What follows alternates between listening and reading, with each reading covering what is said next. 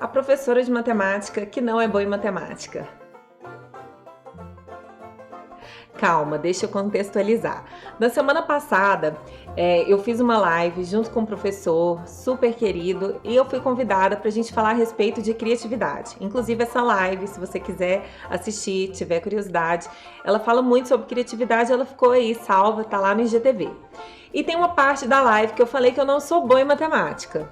Sim, eu falei. Uma coisa curiosíssima, Peterson, que acho que eu nunca falei isso para ninguém, vou falar isso para você. Eu não sou boa em matemática, você acredita? Eu não sou boa em matemática. Eu não sou boa em matemática, você acredita? Eu não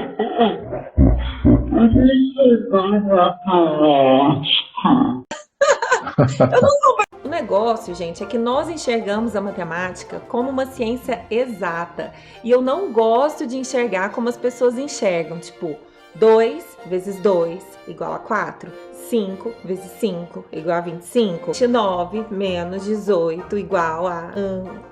Pois é, eu não gosto dessa coisa mecânica, chata, quadrada, que as pessoas pensam que é a matemática. E sinceramente falando, eu não sou boa nisso. Eu acho que a calculadora, ela é muito melhor do que eu. E eu confio muito mais nas contas que a calculadora faz do que nas minhas contas de cabeça, sinceramente falando. E é muito curioso, porque quando eu falo que eu sou professora de matemática, acontece com muita frequência. As pessoas já falam, ai, que legal. E aí se eu tô no restaurante, nossa, chegou a conta. Dá para professora de matemática.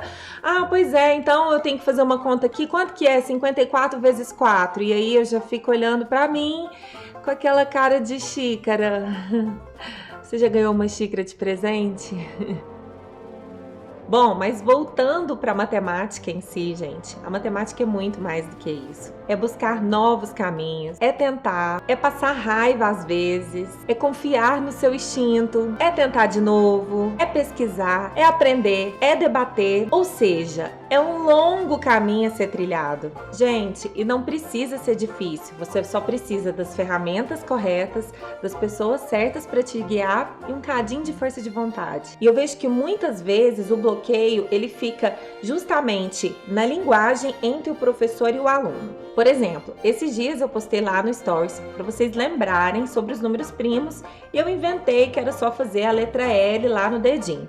E era mais ou menos assim, sempre que o número ele fosse divisível pelo outro número, você levantava um dedinho. E a regra para os números primos era que, se ele fizesse a letra L, ele era primo. Por exemplo, 1 divide por 1, divide, então você levantava o dedinho. 1 não consegue dividir por outro número, então ele não faz o L, ele não é primo. O 2 divide por 1, divide. 2 divide por 2, divide, então ele faz a letra L. Se eu pegar, por exemplo, o número 4, eu sei que o 4 divide por 1, o 4 divide por 2, o 4 não divide por 3 e o 4 divide por 4. Isso aqui não forma o L, então isso aqui não é número primo. Aqui pode ser que não faça muito sentido. Só que numa sala de aula com 40 alunos, 30 alunos e todo mundo fazendo L, faz muito sentido. Normalmente essa é a linguagem que facilita o aprendizado do aluno. E às vezes, quando o professor fala assim, gente, números primos são todos aqueles números que são divisíveis por 1 e por ele mesmo.